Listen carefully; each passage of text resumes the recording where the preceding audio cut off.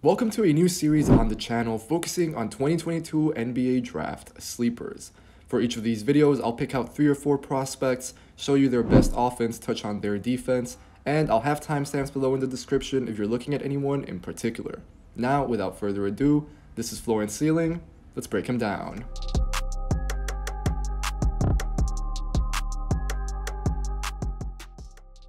Kenneth Lofton Jr. is one of the most unusual prospects in this draft, but probably one of the most skilled. The second-year big out of Louisiana Tech comes in at just about 6'6", but weighing in at 280 pounds. That would put Lofton in the top 5 heaviest players in the NBA at that height. Outside of that, he has a pretty long 6'11" wingspan, and he is still under 20 years old. Now clearly, let's start off with Lofton in the post. He might seem like he's all about just brute strength, but there's a method to the madness. Lofton is really skilled, poised, and patient. Obviously, he has the size to move defenders around. From there though, he has an arsenal of drop steps, head fakes, spins, and a solid handle that is what truly enables Lofton to excel down low in a way most bigs cannot. The Louisiana Tech sophomore likes to operate out of the right block. He's undersized but plays bigger than his height with his strength and length. Lofton made 63% of his shots at the rim all season, which is still improvable, but we must also consider that only about a third of those were assisted. That same finesse that allows Lofton to comfortably play in the post also allows him to tap into his playmaking. This is really one of his fortes and what truly sets Lofton apart as a prospect. He can deal with soft or hard doubles, keep his cool, play with his head up, and generally makes the right decision. In these combine clips, we see how Lofton's cross-court pass can lead to the extra swing, and then the corner 3. Or he can just generate the 3 himself, again playing from the right block and seeing the court from there. I also think Lofton's vision is translatable on short roll type of stuff. For example, he rim runs here, spins, and fires a pass to the corner on the move while still in the air. One clear limitation Lofton has to overcome is that he is still a below-the-rim athlete. For all his intelligence and versatility that we will get into, the 280-pounder still takes some time to charge and jump. If Lofton gets crowded, he can get blocked or bothered, so let's see how this part of his game evolves as he keeps shedding weight and maybe gaining explosiveness. Because like I said, Lofton is truly intriguing. He has clear ball skill and is not a strict post-up player in the slightest. For instance, we have seen Lofton grab and go off opponent misses, get his team up the floor, and make the right decision from there. The Port Arthur, Texas native is a capable ball handler and also a sneakily solid finisher in the open court. On top of that, Lofton is a good passer. Here he rewards Bryson Williams for running the floor hard with the no-look dish. Some stuff might have to be reined in, especially as Lofton looks towards the NBA now instead of college, but I love the audacity and freeness that he plays with. What Lofton does not always come off, but I see and appreciate the vision. Continuing to get into those ball skills, let's also touch on Lofton's shooting. He only made 20% of his threes as a sophomore, although on very low volume, and his free throw numbers are in the 60s. He also has a slower setup and release, but Lofton sets his feet well, remains on balance, and has a solid enough touch that I can believe in. Definitely, I think he's better than a 20% shooter on just 20 attempts all season. Like we will see, Lofton also sets great screens, so I can picture him as a pick-and-pop big, or even just as a trailer on the fast break sometimes.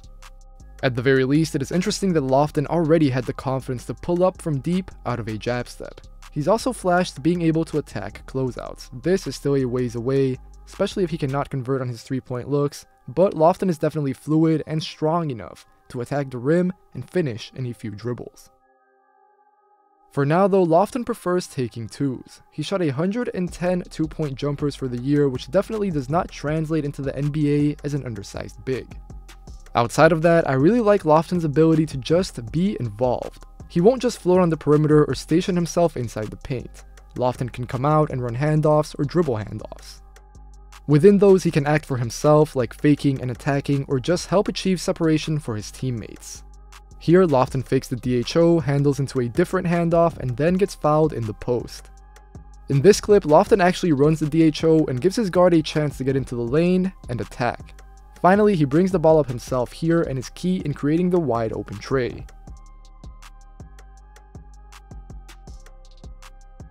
As I touched on, Lofton is a very good physical screen setter. He can set the pick and then dive to the basket, where he should be quite dangerous as a wrecking ball picking up steam. Lofton is also a capable offensive rebounder. The conditioning still has room for improvement, but he snatched over 3 offensive boards per game in college. Lofton times himself well and can get up off the floor decently. Whenever he carves out space around the rim, he can even collect his own misses since it is so tough to move him.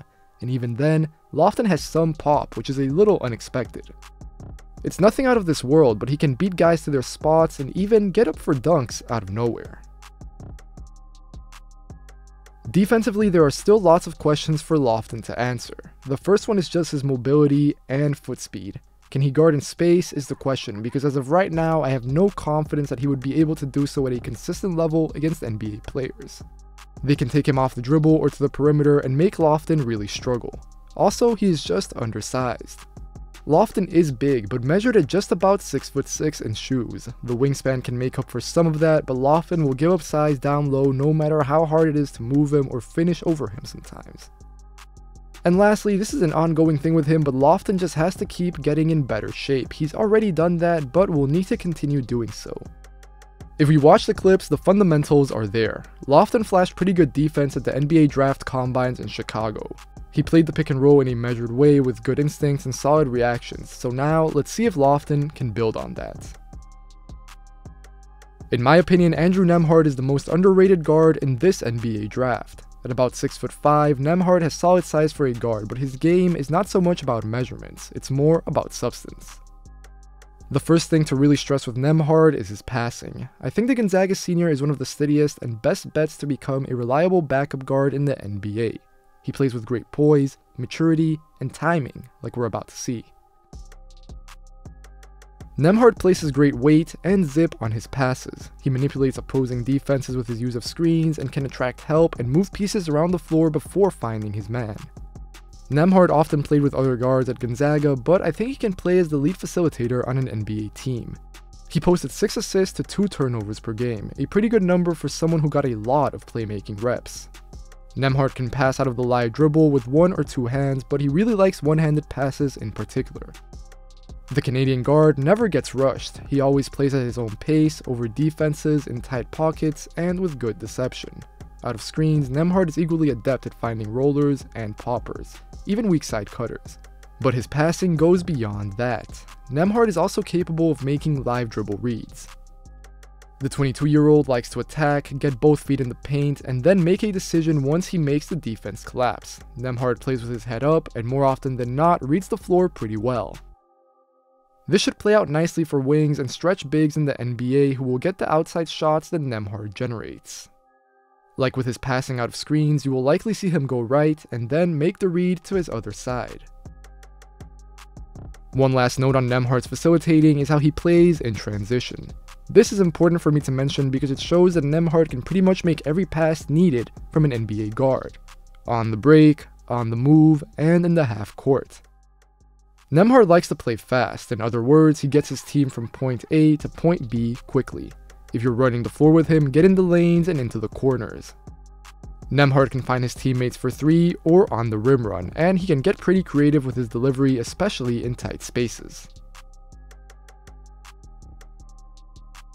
I also think the Canadian prospect is underrated as a finisher. Nembhard made 61% of his shots at the rim with only about a fifth being assisted. He's not the strongest guard, but he has solid size at 6'5" and plays tough. Nembhard can create space through an initial bump and then hang in the air to finish. At times, he can also shrug off contact, but really he is more reliant on craft than athletic tools. Nembhard was only an okay athlete in college, so he's probably slightly worse than that in the NBA. He's not someone who depends on being able to jump high or run fast. If needed, Nembhard can finish over length with scoop layups or floaters like we're about to see. And he needs to have these diverse finishes in his bag. I really like the flashes the former Bulldog showed of having a solid in-between game. Like the rest of his skills, he plays with great pace at his own speed and is generally solid all around.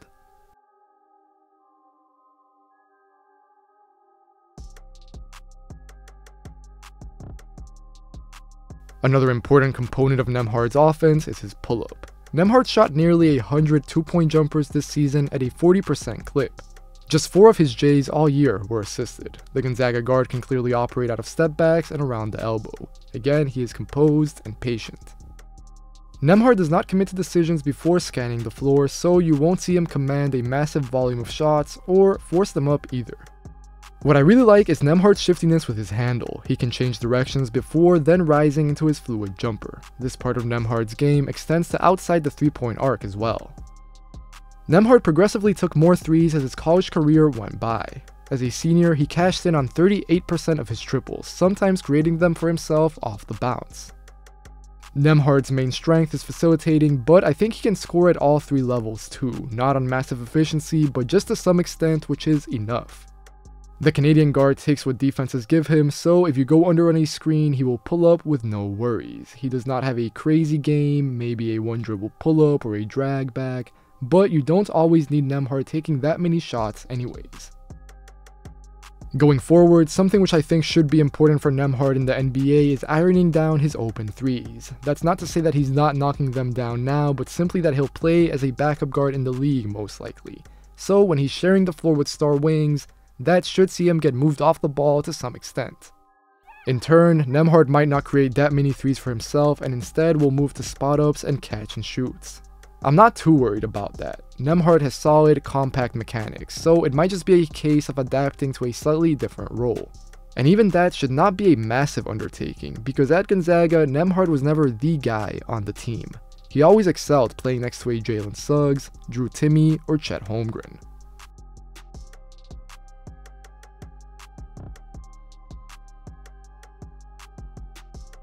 Defensively, there isn't too much to highlight about Nembhard.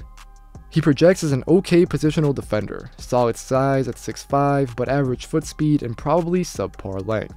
Nembhard plays with good effort though, and he's generally a smart player, so in time he should be able to stay in front of other guards. Maybe not year 1, but this is certainly not a long-term worry. For sure, there will be times where his athletic limitations and lack of length come into focus, but given what he brings on the other end and likely off the bench, he should be passable enough.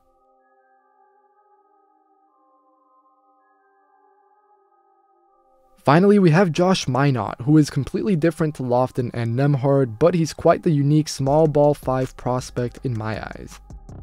Minott had an interesting freshman season for Memphis, and his measurements are pretty off the charts. At 19, Minott is a very good athlete at 6'9" with a near 7-foot wingspan and a skinny frame that should fill out nicely. He came to Memphis without the buzz of a Jalen Duren or a Monty Bates for a reason, but that's also because Minott is extremely raw.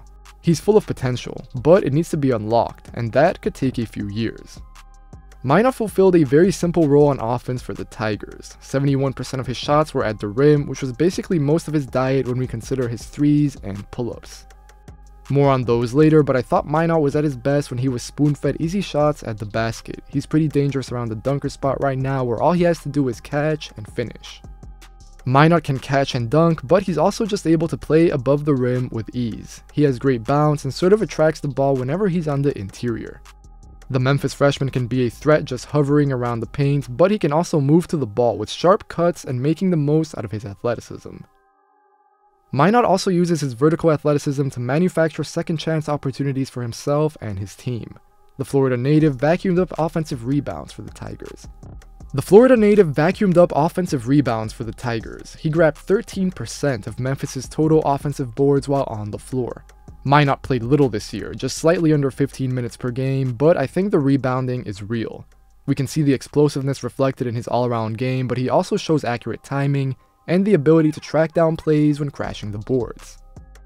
This is what making the most out of your athleticism looks like. Similarly, it is easy to imagine Minott playing above the rim in transition. The Memphis freshman has the potential to be absolutely elite in this area. He's a monster athlete who plays with long strides, is active in the passing lanes like we'll see later, and can catch anything within an understandable radius. Minott came up with some nasty dunks on the break for Memphis this year, and his NBA athleticism is more than obvious. He finished the season with 29 dunk attempts, more than anyone on his team besides projected lottery pick Jalen Duren. Overall, I love that the 19-year-old loves to play fast. Like Lofton, things don't always come off, but Minott loves to push the tempo off opponent misses and get his team flying up the floor. Definitely, it benefits his style of play. Minott's grab-and-go ability is still a work in progress, but he certainly looks fluid enough. It looks like his handle got better in the offseason, so hopefully he gets to the point where he is doing this regularly down the line. Because along the way, there have been some flashes of Minott putting the rock on the floor. Mostly this has been attacking closeouts or off the catch. Minott is still sort of an unknown here because this was not really his bread and butter for Memphis, but still, let's take a quick look. As we're seeing, Minott loves to attack left. He can operate within a couple dribble at times, but asking more than that right now is too much, I would think. More importantly, I just don't think the possibility exists for this to translate to the NBA in a meaningful way for Minott unless he really improves as a shooter. Right now, Minott is close to being a complete non-factor spacing the floor. He made just 2 threes all season, and to be fair, he only shot 14 trays, but that was for a reason. His jumper looked better at the draft combine this month, but Minott has an unorthodox flawed shot prep and release that should need a lot of tweaking. Really, there's just no fluidity. Minott is not smooth with his shot at all. It has a hitch, and it is inconsistent from his footwork up. The misses can look really bad, and even though you can tell Minott is still making changes, he is still getting adjusted, so those bad misses will happen. Even at the rim, Minott can lack finesse. He is more than fine from an athletic standpoint like we've been seeing, but things get slightly more complicated when he has to incorporate some craft. Minott can still really struggle to finish over length or through contact. He weighs under 200 pounds for a 6'9" guy, who I'm projecting as a small ball big. That is skinny and will have to improve, I think it does, but only a few years down the line.